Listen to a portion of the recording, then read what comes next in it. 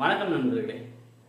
Fear of inaction இந்த பக்கங்களில் இந்த புக்கோட ஆத்தர் என்ன சொல்கிறாருன்னா, நிறைய டைம் நம்ம பயந்துக்கிட்டே நிறையா விஷயங்களில் நம்ம ட்ரை பண்ணாமல் போயிடுவோம், ஆக்ஷன் எடுக்காமல் போயிடுவோம். எக்ஸாம்பிள் என்ன செய்வோம்னா, நம்ம 9 to 5 ஜாப்ஸில் இருக்கையில் மித்த ஏதாச்சும் ஒரு எக்ஸ்டர்னல் ஆப்பர்ச்சுனிட்டியை நம்ம சீக் பண்ணுவோமா அப்படின்னு சொல்லிட்டு நம்ம திங்க் பண்ணுவோம். ஆனால் அதை எடுத்தால் நம்ம ஏதாச்சும் ட்ரை பண்ணலாம். பட் அதை எடுக்காமலே அந்த ஃபியரே, எந்த ஒரு ஆக்ஷன் எடுக்காமல் ஃபியரே ஃபெயில் ஆச்சுன்னா என்ன ஆகுது அப்படின்னு யோசிச்சுட்டு அதை ஸ்டாப் பண்ணிடுவோம்.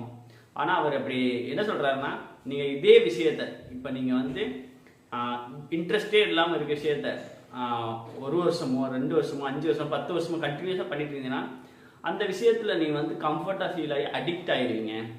இதுவே உங்கள் க்ரோத்துக்கு மிகப்பெரிய சேலஞ்சாக அமையும். நிறையா பேர் அவங்க லைஃப்பில் இந்த பவுண்டரிஸை பிரேக் பண்ணால் அவங்க இப்போ 1 to 10 சக்ஸஸ்னால் 10 அடைகிறதுக்கு பாசிபிலிட்டி நிறையா. அந்த ஃபெயிலியர் 3 to 4 பாயிண்ட்ஸ் தான் இருக்கும். பட் ஆனால் அந்த இதை யாருமே எடுக்கிறது இல்லை. இதனால தான் நிறையா இந்த 9 to 5 ஜாப்ஸில் ட்ராப்பில் இதாகிக்கிறாங்க. அது மாதிரி என்ன சொல்கிறாருன்னா, எப்போதுமே அன்கம்ஃபர்டான சுச்சுவேஷனை ஃபேஸ் பண்ணுங்கன்னு சொல்கிறாரு. ஏன்னா இந்த உலகத்தில் எல்லாருமே என்ன செய்வாங்கன்னா, அன்கம்ஃபர்ட் சுச்சுவேஷனை அவாய்ட் பண்ணிடுவாங்க. எல்லாம் கம்ஃபர்ட் சுச்சுவேஷன்லேயே இருப்பாங்க.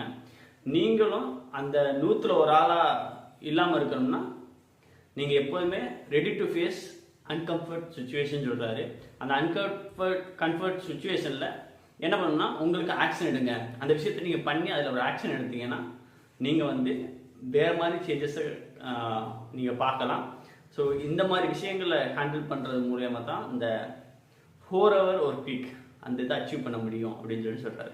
ஸோ உங்கள் லைஃப் ஸ்டைலையும் நீங்கள் எப்போதுமே வளரணும்னா try to face uncomfortable situations. இதுதான் இன்றைக்கி நான் ஷேர் பண்ண வச்சது. Thank you so much. Have a great night.